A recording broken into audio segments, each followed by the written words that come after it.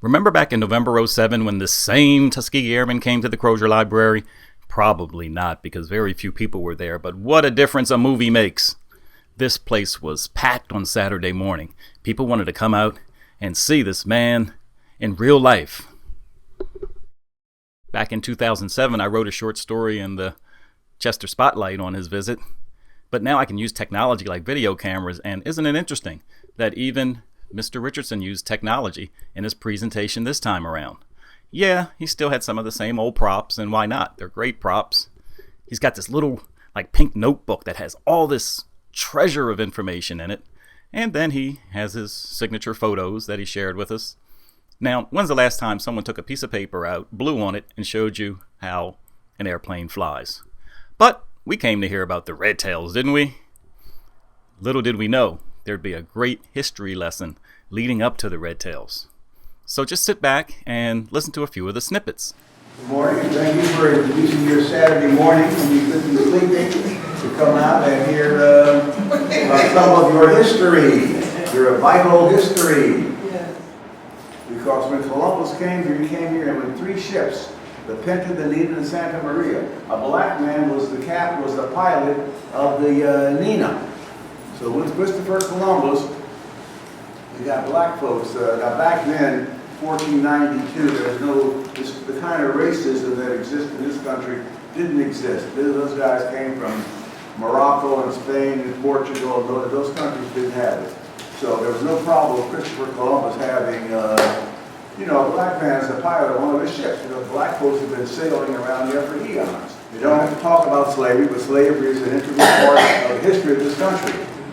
Because of slavery, they did not want to have black men in the army. Because if you give a black man the same gun and the same uniform that you give a white guy, that makes it equal. Well, they didn't want that equality stuff, so they didn't want black men acting as soldiers. George Washington had problems getting enough white men, so he had to use whatever the colonies offered. And it turns out that 1 out of every 7 soldiers in George Washington's army was a black man. So many things are marked by wars.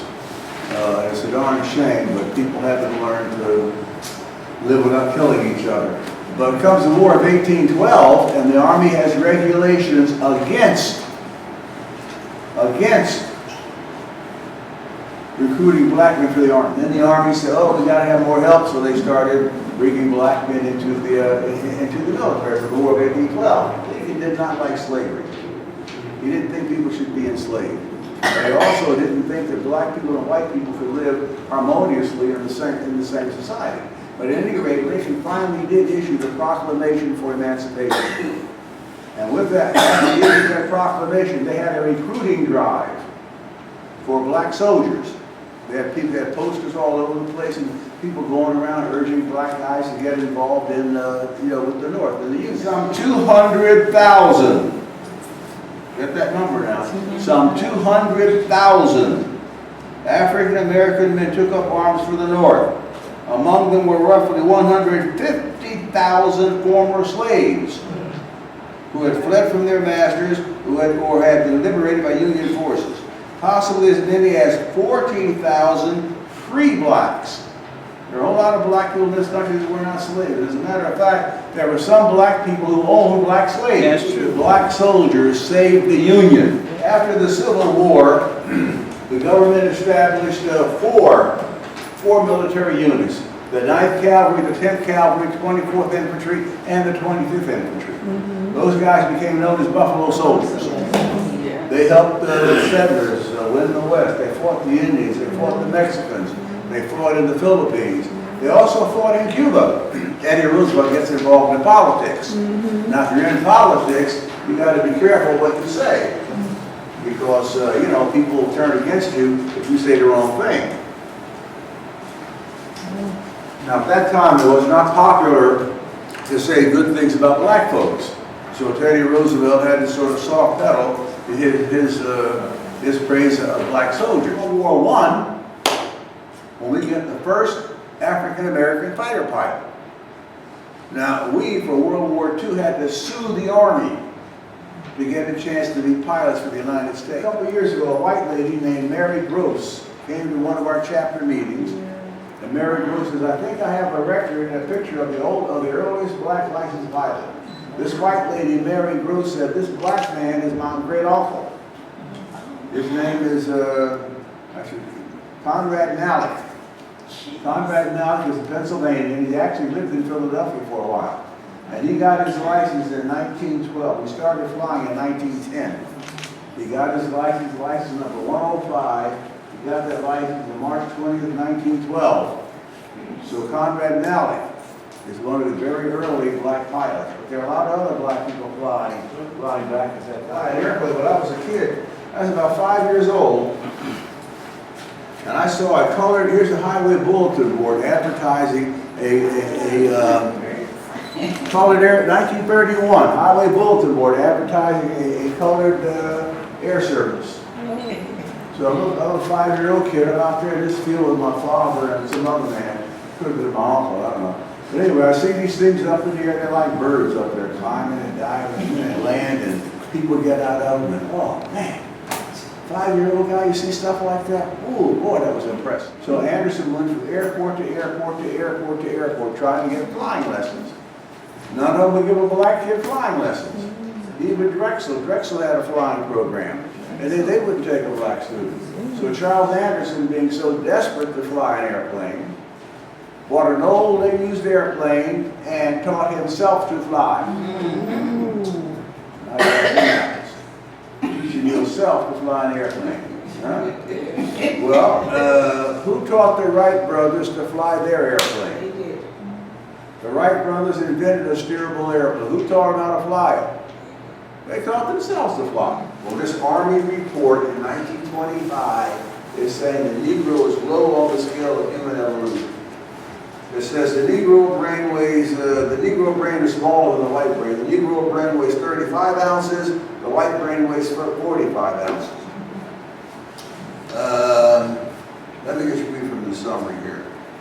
Summarizing these characteristics, it appears that the Negro is profoundly superstitious. He is by nature subservient and actually believes himself inferior to the white.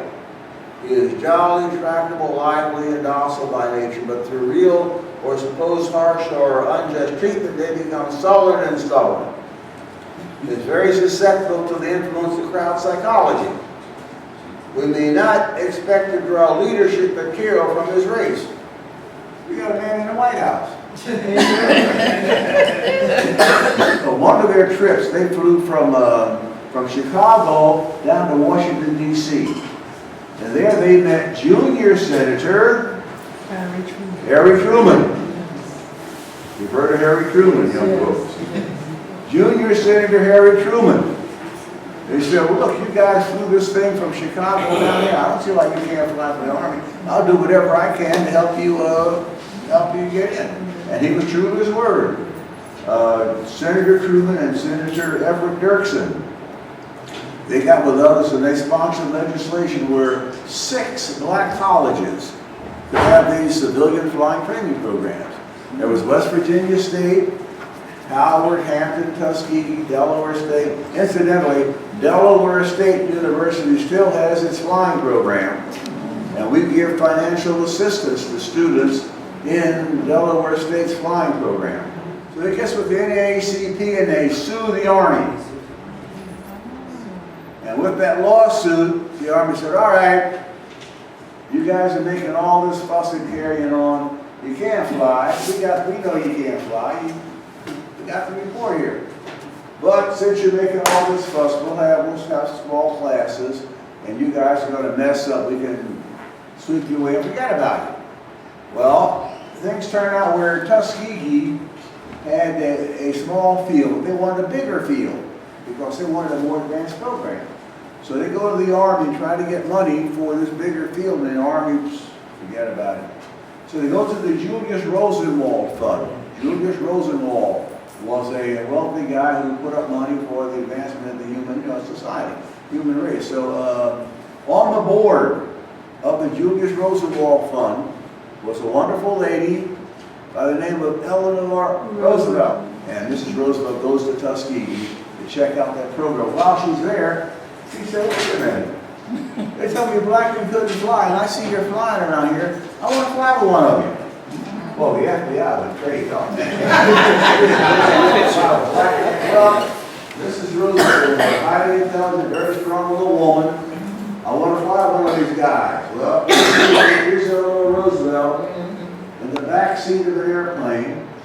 The pilot is Charles Alfred Anderson, the guy who taught himself to fly. If you're interested in hearing the entire presentation, send me a note on YouTube or through the blog, and if there's enough interest, I'll give you access to the entire presentation.